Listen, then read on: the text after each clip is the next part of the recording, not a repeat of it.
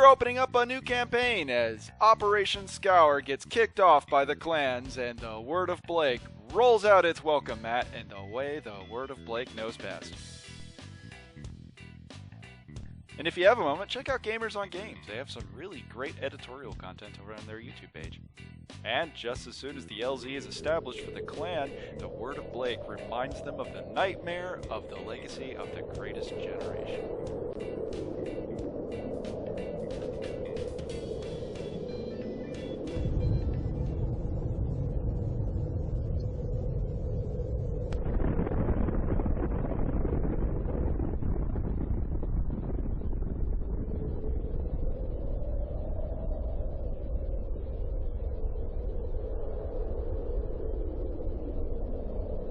And wiping them off the LZ, the Word of Blake has marshaled 30,000 BV worth of units. It's mostly infantry, but we got an assault tank company in there, we got mechs, we got planes, we got helicopters, we got sharp sticks. And on the other side, we've got clan units of various kinds. We've got a representative from Hell's Horses, and we of course got Fat Bird with customs everywhere. There's ECM, Aeroforce, a Quad, Thumper. It's crazy. Clan got to start off on the board, and Word of Blake is coming on. I'm going to drop off the assault tanks on that side of the boards because they have a lot of armor to deal with the massed clan units. On the other side, we're going to put the fire support units, the yellow rib carriers, and a couple of bruisers to be able to handle a assault. And on the other side, we're putting the Malak to do some ECM shenanigans. And on the northern side of the board, we're going to let the infantry drop off behind the rocky outcrop. And on the northern end of the map, you can see the Shiva gliding into the target. He is at the very edge of the atmosphere, altitude 10, and he's just gliding in like a rock. He's got so much munitions on him that, in fact, it would have been technically impossible for him to achieve the velocity he has without gliding in from the upper atmosphere. He's loaded to the gills with cluster munitions as a last-minute change from rockets, because I need to hit something, and clusters are a pretty good way to do it. Now, rockets are just overkill. The Shiva should be able to strike anything and kill it. And on the east side of the board, we've got the Challengers. They're coming in onto the board because they're awesome like that. And they got an escort of Von Luckners with them, but they don't need escorts. They're Challengers. Challengers are awesome, and they'll go off to challenge things like the clan mechs. Malak busts onto the board for the southern end, and he's still carrying his infantry with him, and it's around that time that I noticed that there's ECMs. ECMs everywhere, sometimes double strength, all over the board, completely cutting him off from the rest of the C3 network that would have made him useful. He can't even ECCM his way out of there. Meanwhile, the Shiva finally crashes through the board, and he fails his piloting skill roll just to make a shallow dive. He needs to fly like a rock towards the target, and he fails it. Goes out of control and manages to have just enough speed to make it to the target, and I'm at least grateful enough for that. I mean, he botched a roll to make a shallow dive. Let's just consider this for a second. All he had to do was point the plane down, and he failed to do this. But, you know, it'll work out. He's got clusters. I mean, it doesn't matter where he is. It's just a +2 mod, right?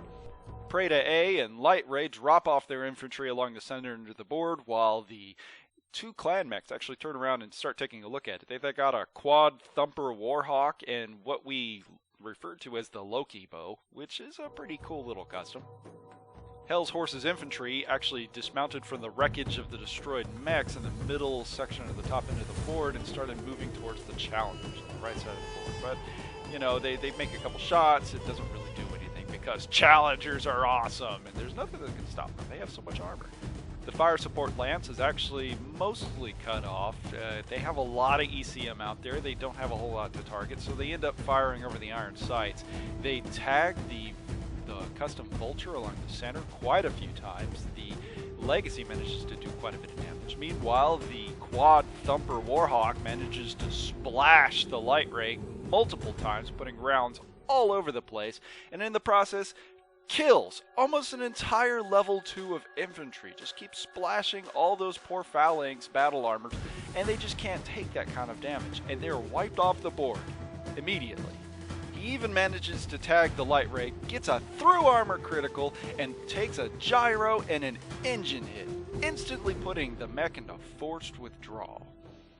Now, those Challengers are in an absolutely great position. They're out in the open. That's where the assault tank is going to be awesome, because even if they become a motive kill, which is most likely going to be the case with a tank that moves as slow as the Challenger, they still have a lot of targets. They're just a little fortress out there that can keep plinking away with whatever weapon that still happens to be functional. And so long as there's others to back them up, it should be great. They've got a lot of armor to live through just about any kind of shot, but my buddy's been reading the rules, and he goes over the iron sights and fires an arrow 4 Inferno round at him, splashes multiple X full of fire, manages to put some sort of concern into the von Luckner crew, which surprisingly lives through this, but not the Challenger crew. The lead Challenger immediately starts bailing Inferno fuel out of the tank as the driver gets hit once, twice, then the commander gets hit twice, going down to a crew kill as the poor crew exits the tank covered in flames. Oh my, this is a problem. So my buddy's been reading the rules about Infernos, and now I realize most of his stuff has Infernos. We're going to have to start readdressing our strategy, but it's still going to be awesome because we have our air support. He swings in onto the ground, unloads the clusters, and he misses the first few rounds, and wait, no, okay, where the rounds are going. No, start placing the rounds near the infantry. The infantry are in the open. What's wrong with you, man? What are you drinking? The cluster rounds are going everywhere. Oh my gosh. Okay, look, okay, he had the +2, I'll give it to that. But he literally missed nearly every one of his rounds because he failed the dive roll. He couldn't fall out of the air like a rock. And now I am stuck with just a barely damaged Uller and one less group of infantry. It's a disaster. But on the plus side, the Vulture fails his PSR. Infantry still swinging around. They have not landed yet, while the mechs from the Word of Blake force begin moving up the center to be able to take on the clan forces. The assault tanks are in dire trouble as they now realize that they are quite vulnerable out there and they need to start spreading out. So the Word of Blake has got some things to concern themselves about, not the least of which we move the Karnovs forward into the infantry detachment out there because I decide, hey, it's the time to get risky because you got to know the pacing of Battletech and things have already gone wrong. I need to get risky. And then we realize the disembarking rules for infantry that I've always been using for quite a long time. I've gotten confused with large structures. Thankfully to our buddy Bad Horse, he recently read the rules, so he was able to point out that we've been doing it wrong. That's a bummer, but at least we corrected it. I moved the Karnovs back behind the hill like the original plan was, and they started disembarking. That is to say, I used to disembark as many infantry units as you want, and 2 MP per disembarking. That's okay with clan mechs because you usually only have to worry about 1 infantry. That's not the same when you have huge infantry carriers. You can only do 1 a turn. Nonetheless, we press the Word of Blake mechs forward into the clan detachment. He does the same, shoving the Thor into the face of the Raijin, and they continue moving the rest of their mechs out there towards the Challengers, which are now literally leaving bricks in the seat, or at least I would, because we've got problems. Von Luckner pulls himself out of the burning remains of his comrades, while the Shiva pilot manages to fail a loop. He has no munitions on him anymore. He just has to turn the plane around to go for an attack against the back of the Loki bow that was right there. He had no movement mod on him. When I saw that, I'm like, oh my gosh, just turn the plane around. But he can't do it. He fails the roll, goes slow, and he ends up being way off target. He's going to be completely unavailable for another turn.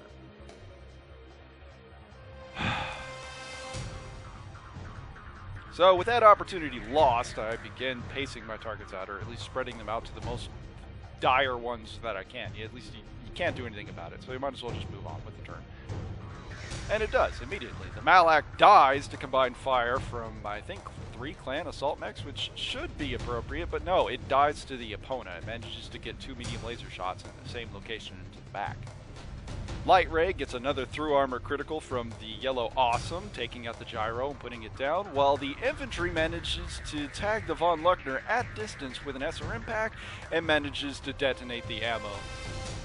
We managed to put down the Uller through an entire lance of assault tank fire into it, putting it down, but it's not before he respawns with the quad thumper Warhawk, splashing all kinds of units in the distance, hits one of the Challengers, gets a weapon hit on it. He gets to choose the weapon, he picks the Gauss rifle, and it detonates, destroying the Challenger, taking another tank out of the game with barely a scratch.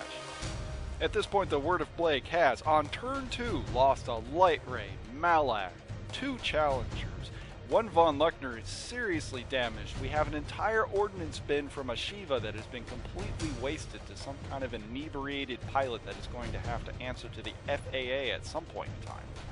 We've even lost almost an entire section of infantry out there in the open. And to make the matters worse, in the clown school of kicking and mech boxing, the Thor manages to kick the Raijin, knocks it over, but we managed to return it in kind. Clan losses, on the other hand, for this point is... I think we demoralized them. We destroyed a stand of elementals. And Uller! Yay! Uller! At this point, I have to admit, Zukov, I am not. But we're going to keep that Russian spirit, and we're going to keep pressing on to see what kind of advantage we can earn through this.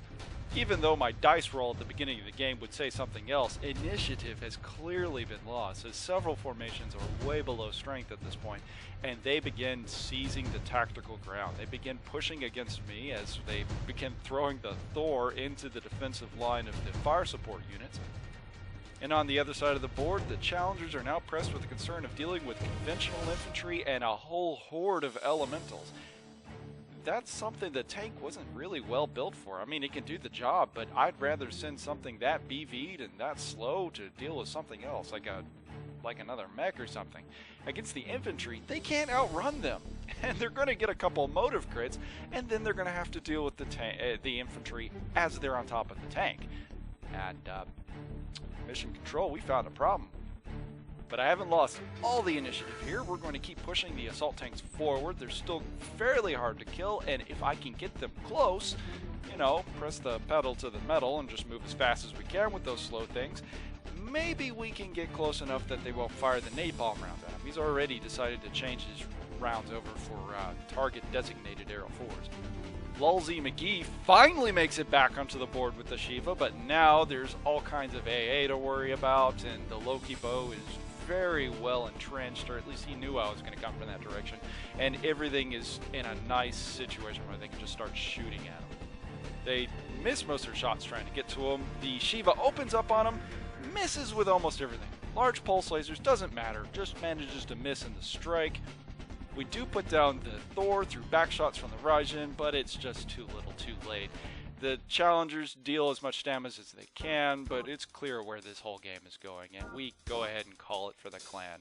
It's a total win for them, and a complete disaster for the Word of Blake. This was one of those games where just things started going south from the beginning, and it never really returned. And that knucklehead is so frickin' fired. I mean, he could have done so much damage.